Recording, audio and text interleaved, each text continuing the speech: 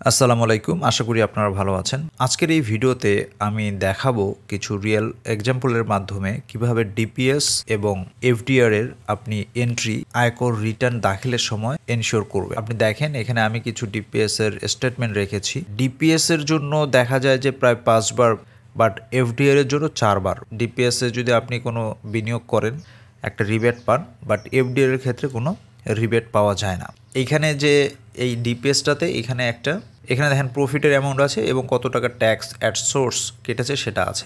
আরেকটা স্টেটমেন্ট এখানে দেখেন যে ইন্টারেস্ট দেখেন এখানে পেয়েছে 24,000 এবং সেই সাথে ট্যাক্স অন ইন্টারেস্ট কেটে রেখেছে। এটা হলো আমরা ডিপিএস এর দেখলাম এবং ডিপিএস এ প্রতি মাসে এই ডিপিএসটা সাপোজ কত 9,540 টাকা করে দিয়েছে। এই ডিপিএসটাতে যদি আমরা যাই দেখা যাচ্ছে যে এই যে 5,000 টাকা করে ডিপিএস করেছে প্রতি মাসে। কোন মাসে করেছে সেটা তো এখানে আছেই। তো স্টেটমেন্ট দেখে আপনি সারা বছরে কত টাকা ডিপোজিট করেছেন সেই জিনিসটা আপনি লিখবেন। সেই সাথে এফডিআরেও কত টাকা আপনার আছে সেটা আপনি দেখাবেন, ঠিক আছে। সো আমরা রিটার্নে যাই। আর এফডিআর এর ক্ষেত্রে দেখেন এটা একটা এফডিআর স্টেটমেন্ট। তো এখানেও দেখেন যে এই যে এফডিআরটা এখানে 3 লক্ষ টাকার। তো এখানে একটা প্রফিট পেইড আসছে এবং সেই সাথে এখানে ট্যাক্স অন প্রফিট অ্যাডজাস্টমেন্টও চলে আসছে, ঠিক আছে। এই দুইটা ফিনান্সিয়াল অ্যাসেটটা তো আমরা অন যদি করি তাহলে আমাদের এখানে ইনকামের আন্ডারে এখানে এই ফিনান্সিয়াল অ্যাসেট কথাটা থাকবে, ইনকাম ফ্রম ফিনান্সিয়াল অ্যাসেট। এখানে এসে আমরা যেমন এর আগের ভিডিওতে সঞ্চয়পত্র দিয়েছিলাম সেটা আছে। আমরা এখন কি করব, আমরা জানি যে এখান থেকে ইন্টারেস্ট ফ্রম, এটা তো সঞ্চয়পত্র ছিল। এই যে ফিনান্সিয়াল অ্যাসেটের টাইপ, কত রকমের টাইপ আছে এখানে এসে দেখলে এখানে অন্যান্য টাইপগুলো দেখা যায়, ঠিক আছে। যে ইন্টারেস্ট, প্রফিট, ব্যাংক এবং ফিনান্সিয়াল ইনস্ট্রুমেন্ট এইখানে আছে। এইটা মেনলি ইউজ করা হয় যখন আপনার ট্যাক্স সোর্সে কেটেছে সেক্ষেত্রে। আর যদি ট্যাক্স না কাটে তাহলে interest from any other securities বা ফিনান্সিয়াল অ্যাসেট এইটা সিলেক্ট করতে হয়। তো আমরা এখানে দেখলাম যে আমাদের স্টেটমেন্টে ট্যাক্স কেটেছে, সো আমরা সিলেক্ট করব হলো এইটা, ঠিক আছে। তো এইটা যখন আমরা সিলেক্ট করে নিলাম তাহলে দেখেন এইটার আন্ডারে আমরা এই অপশনটা পেয়ে যাচ্ছি।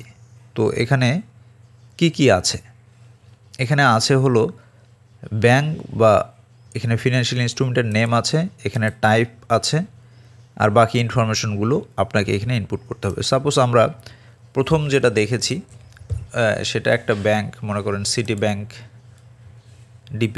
ডিপিএস একটা ছিল।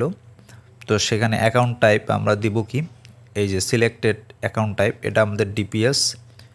ব্রাঞ্চ নেম যেটা আপনার থাকবে ব্রাঞ্চ নেম দিবেন, অ্যাকাউন্ট নাম্বারটা এখানে বসাই দিবেন। গ্রস প্রফিট, তো গ্রস প্রফিট আপনার যেমন আমরা দেখলাম এখানে দুইটা মিলে ছিল প্রথমটাতে, তাহলে আমাকে যোগ করে দিতে হবে এই যে 1,757। ওকে, রিলেটেড চার্জ এখানে এসে দেখবো যে কোনো চার্জ এই স্টেটমেন্টে কেটেছে কি না, না থাকলে না দিবেন, এখানে নাই, আমি 0 দিলাম।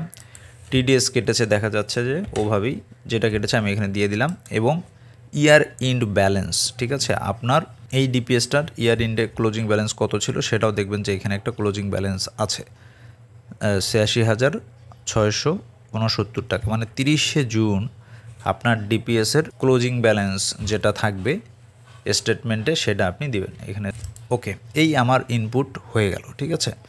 এখন এই আন্ডারেই আমরা দেখলাম কি আছে, আমার এফডিআরটাও আছে। এফডিআরটা আমি এখানে জাস্ট অ্যাড দিব আরেকটা, ঠিক আছে না, যেন টাইপটা যেহেতু সেম আমি এখানে অ্যাডে ক্লিক করব।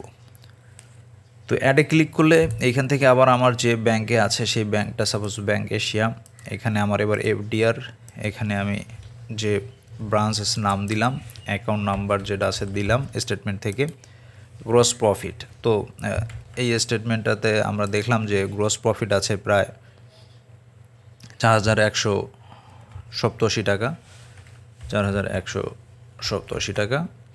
এখানে রিলেটেড চার্জ নাই, এখানে টিডিএস কেটেছে হলো ওই 417 টাকা, 18 টাকা। এবং ইয়ার ইন ব্যালেন্স আমি দেখলাম যে ওই আমার কত ব্যালেন্স আছে, এই যে 3,03,768। সো এটা আমি এখানে লিখে দিই 3 লক্ষ। এভাবেই মেনলি ইনকাম যেহেতু আছে, প্রফিট আছে, আমি প্রথমে ইনকামের আন্ডারে এসে ফিনান্সিয়াল অ্যাসেটের এই ইনপুটটা এনশিওর করলাম। তাহলে আমি সেভ ড্রাফট করতে পারি বা সেভ অ্যান্ড কন্টিনিউ দিব। তো এখানে এসে দেখেন, এরপর কন্টিনিউ করলে আমি এই যে এরপরে আসে হলো রিবেট। তো রিবেট আমরা জানি কি ডিপিএসের জন্য আমাদের রিবেট আছে, এফডিআর এর জন্য নাই। সো আমরা এখানে ডিপিএসটা সিলেক্ট করলাম, এখানে এসে যে ব্যাংক আছে সেই ব্যাংকটা আমরা দিলাম, অ্যাকাউন্ট নাম্বার দিলাম, ডিপোজিট অ্যামাউন্ট আপনি টোটাল কত ডিপোজিট করেছেন, ঠিক আছে, এই অ্যামাউন্টটা এখানে দিতে হবে। আপনি যদি মনে করেন সর্বোচ্চ আমরা জানি ডিপিএসের ক্ষেত্রে আমরা 1,20,000 পর্যন্ত আমরা এখানে অ্যালাউয়েবল আমাদের অ্যামাউন্ট আছে। সো আমি যদি সাপোজ ডিপিএস আপনি 1,20,000 করেন, দেখবেন যে 1,20,000 এখানে চলে আসবে। কিন্তু এর চেয়ে বেশি যদি কম করেন, যেটা কম করবেন সেটাই আসবে।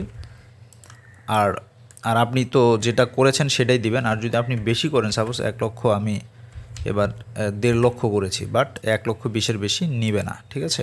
সো আপনি এটা দেখে আপনার টোটাল ডিপোজিট অ্যামাউন্ট করে আপনি অর্থ বছরে টোটাল যতগুলো দিয়েছেন, আপনি 12 মাসে যদি দিয়ে থাকেন 12 মাসেরটাই যোগ করবেন, 5 মাস দিলে 5 মাস অ্যামাউন্টটা এখানে যোগ করবেন। ওকে, এখানে এফডিআরটা নাই, তার মানে একটা ইনপুট আমরা দেখলাম যে ইনকামে, আর একটা হলো রিবেটে ডিপিএসের ক্ষেত্রে। ওকে, এরপর আমরা সেভ অ্যান্ড কন্টিনিউ দিয়ে এক্সপেন্ডিচার আসবো। এক্সপেন্ডিচারে আমি যেটা বলেছিলাম যে এখানে দুইটারই ইনপুট হবে, কেননা আমরা জানি payment of tax at source, দুটাই সোর্সে কিন্তু টাকা কেটেছে, যখন সুদ আমি পেয়েছি সেই সাথে টাকা কেটেছে, তাহলে দুইটার মিলিয়ে যত টাকা কেটেছে সেই অ্যামাউন্টটা আমি এখানে দিয়ে দেবো। সাপোজ এখানে আমি 5,000 টাকা কেটেছে, আমি 5,000 টাকা দিয়ে দিলাম। এখানে আমাকে যত রকমের এইখানে কিন্তু অনেক কিছু আসে, যেটা আমি আগেও বলেছিলাম, সবগুলো মিলেই আপনাকে যোগ করে দিতে হবে। যেহেতু আমরা এফডিআর এর ডিপিএস যেটা পেয়েছি সেটা দিলাম, কমেন্টসে আমার যত রকমের হেডস আছে সবগুলা এখানে দিয়ে দিব, ঠিক আছে। তাহলে আমার 3টা ইনপুট হলো, ডিপিএসের ক্ষেত্রে আর এফডিআর এর ক্ষেত্রে 2টো। তারপর আসবো অ্যাসেট লাইবিলিটিসে। এখানে এসে আপনি দেখবেন যে এখানে আপনার এই যে fixed deposit and term deposit আছে, ঠিক আছে। সো আমরা এইখানে নতুনভাবে দিলাম, দিয়ে আমাদের যেহেতু ফিক্সড ডিপোজিট আছে আমরা ইম্পোর্ট ফ্রম ইনকাম দিব। দিলেই দেখবেন যে এটা যে একটু আগে যে ইনপুটটা দিয়েছে সেটা আসছে, এখান থেকে সিনক্রোনাইজ করে দিলাম, চলে আসলো, ঠিক আছে। ডিপিএসের ক্ষেত্রেও সেম, আমাদের এইখানে আমরা এটা ওপেন করে নিব, করার পর ইম্পোর্ট ফ্রম, এটা তো কোথায় থাকে, সবগুলো থাকে হলো এই যে ফিনান্সিয়াল অ্যাসেটের আন্ডারে, ঠিক আছে। তাহলে এখানে এসে ডিপিএসের আন্ডারে আমরা import from income, select, synchronise, এটাও চলে আসছে, ঠিক আছে। তাহলে এভাবে আমার ডিপিএসের যে অ্যাসেটের যে ইনপুটটা সেটাও হয়ে গেল, ঠিক আছে। টোটাল 4টা আমরা ডিপিএসের এন্ট্রি দিলাম, এফডিআর এর 3টা। আচ্ছা, তারপর আমরা যাব হলো আমাদের ট্যাক্স অ্যান্ড পেমেন্টে, ঠিক আছে। তারপর ট্যাক্স অ্যান্ড পেমেন্টে একটা এন্ট্রি হবে, আমরা ট্যাক্স অ্যান্ড পেমেন্টে আসব।